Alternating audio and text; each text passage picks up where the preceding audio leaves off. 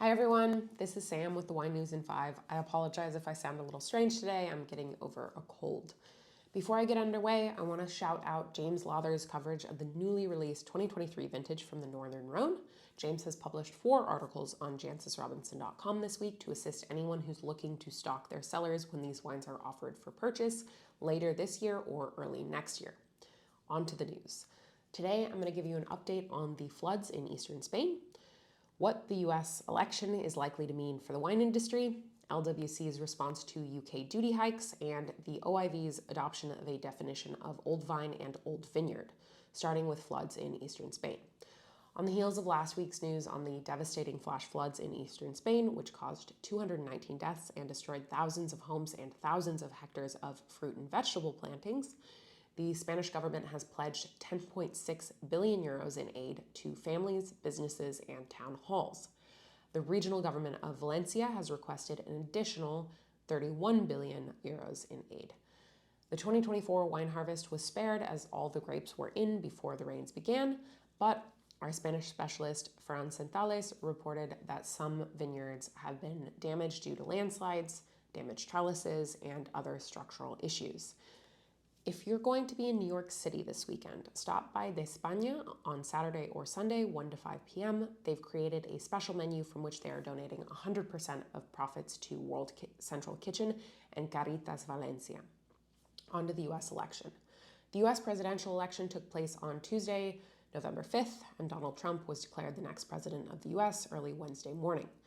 Trump will not be sworn in until Inauguration Day on January 20th, but he's made a number of promises. Many of them will impact the wine industry. During his campaign, Trump promised to impose a 60% tariff on Chinese goods and at least a 10% tariff on all other imports. While we obviously can't be sure of anything, if history is any indication, this is very likely to happen. In 2019, as a result of an ongoing dispute concerning EU Airbus subsidies, Trump implemented a 25% tariff on French, German, UK, and Spanish wines under 14% alcohol. In 2020, he widened that to include all French and German wines over 14% alcohol, as well as pretty much every dairy product in the EU. The tariffs were suspended by the Biden administration in June 2021. Unless you are a U.S. citizen who drinks only U.S. wines and is in no way involved in the wine industry, tariffs on imported wine are bad news. The U.S. is the world's largest wine importer by value and imports wine from almost every wine-producing country.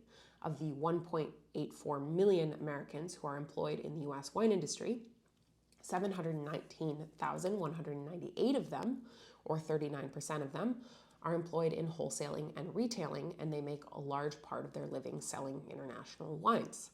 Tariffs like the ones proposed don't just affect foreign wine producers, they affect the truck drivers, warehouse workers, and restaurant servers employed in transporting, stocking, and serving international wine. They also raise prices for U.S. consumers.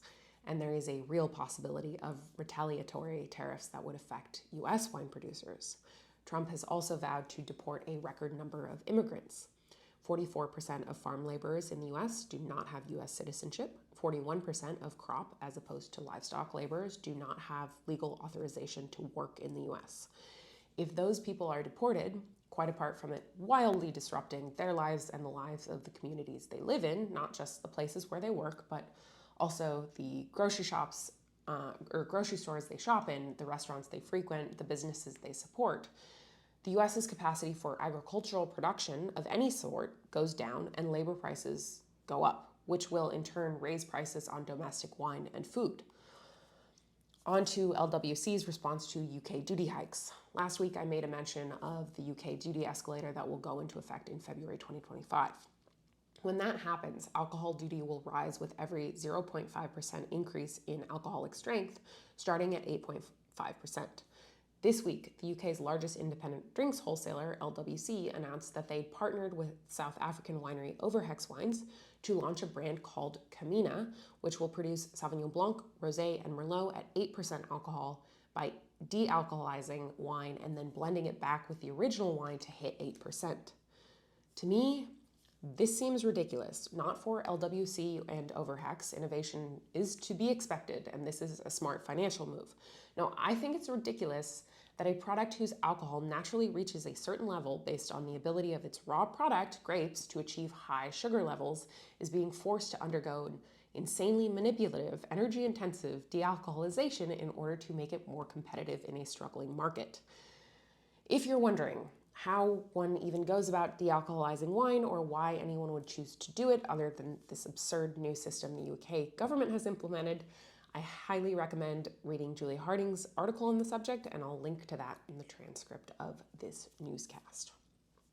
On to the OIV's adoption of a definition for old vine and old vineyard. In 2010, Jancis and TAM started a spreadsheet recording old vine vineyards around the world.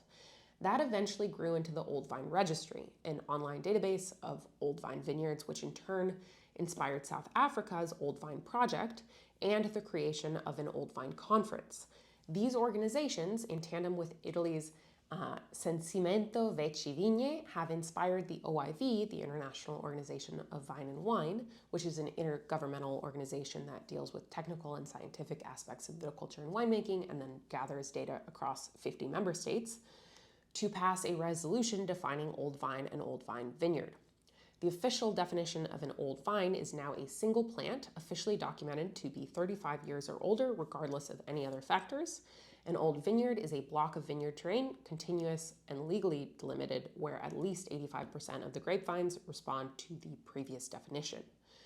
Perhaps this seems like semantics, but as Tam pointed out to me this morning, having an official definition opens up the possibility of procuring EU funding for research on old vine vineyards and possible legal protections and a greater interest in tracking and collecting data.